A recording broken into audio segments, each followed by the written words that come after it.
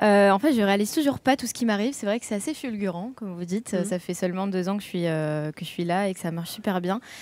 En fait, tout simplement, je profite de chaque seconde de tout ce qui m'arrive parce que je sais que c'est une chance énorme et c'est surtout du travail et moi, je m'arrête jamais. Je suis une passionnée de la musique et voilà, je pense que le travail paye au bout d'un moment et je m'arrête jamais. Je vis à fond mon histoire, ce rêve éveillé et voilà, c'est que du bonheur. Eh bien, Arnaud, sur Twitter, nous dit qu'il vous a vu avec sa fille, voix guitare, très respectueuse du public. Elle sait faire monter l'ambiance, bravo.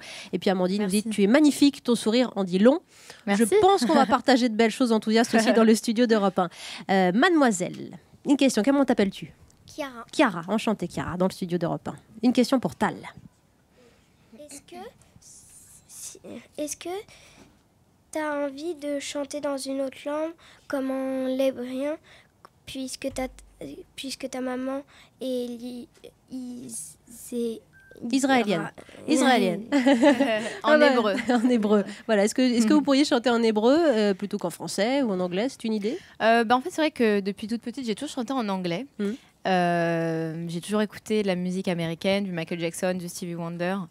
Beaucoup de soul music, du jazz, du blues, j'écoutais vraiment de tout. Et puis mes parents écoutaient beaucoup de musique du monde. Ma mère chantait effectivement en hébreu, aussi en arabe, en français, en anglais, beaucoup de langues très mélangées.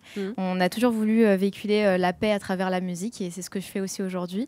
Donc effectivement, j'ai chanté avec ma maman en hébreu sur la réédition de mon album qui sort le 2 décembre. Donc tu pourras l'écouter très bientôt. Et ben voilà, tu as ta réponse, Chiara. On accueille grâce à la technique, grâce à Arnaud-Henri, Vincent Brossard, au centre de loisirs dans le 19e arrondissement, Dialamba. Bonjour Dialamba. J'aimerais savoir à quoi tu penses quand tu montes sur scène juste avant ta première chanson. Ah, allez, vas-y, Dialamba. Merci Tal. Bonjour Dialamba. Écoute, en fait, je suis tellement stressée que je pense à rien. J'entends juste le public crier et ça me met vraiment les frissons partout et j'ai beaucoup de trac en fait. C'est l'adrénaline ça qui... Voilà, énormément d'adrénaline et beaucoup de stress, mais c'est vrai que dès que je monte sur scène, en fait, je sens tellement l'énergie du public et la sincérité du public qui fait que j'oublie tout ce trac et du coup je me sens tellement bien et là je sens vraiment un vrai partage avec le public. Vous n'avez pas de petits gris-gris, de petits moments un peu fétiches avant de rentrer sur scène? Bah pas vraiment en fait, mon seul gris-gris et encore je pense pas que c'est un vrai gris-gris, c'est juste que je me chauffe un peu la voix histoire d'être en forme pendant le concert et voilà en fait je me lance, je me dis allez on y va, je vis le concert à fond et je me pose pas vraiment de questions en fait. Tal qui est très belle, très fraîche dans le studio d'Europe 1. Tal ça signifie rosée du matin d'ailleurs justement en hébreu.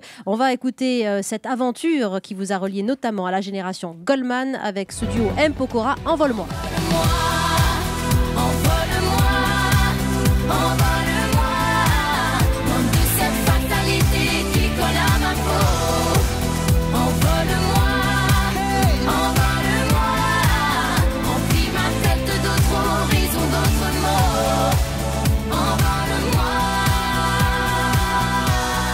Elle est avec nous, Tal, pendant quelques minutes encore dans le studio d'Europe 1, interrogée par les jeunes. Ils sont venus d'un peu partout dans Paris, un peu partout en France aussi. Ils nous appellent au 3921. On a Lucie au standard qui nous appelle. Lucie qui veut interroger cette chanteuse coqueluche idole des jeunes. On l'a entendu à l'instant avec Envole-moi, duo avec M. Pokora. Bonjour Lucie. Bonjour. On t'écoute Lucie. Alors, composez-vous vous-même vos chansons? Tu as quel âge Lucie? 10 ans et demi. Tu écoutes Tal beaucoup? Oui, un peu. Quelle est ta chanson préférée, dis-nous? Je sais pas. Celle-ci, tu l'aimes bien, Envole-moi. En tout cas, donnez-lui la recette de la composition. Merci Lucie. Tal. Bonjour Lucie.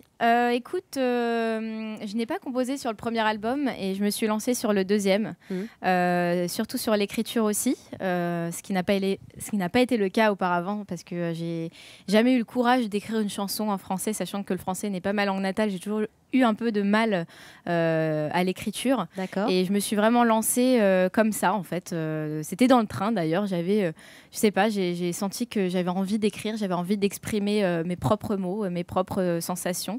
Et voilà, j'ai écrit une chanson qui s'appelle Tomber du ciel, qui est dans mon album À l'infini. Es-tu vraiment réel?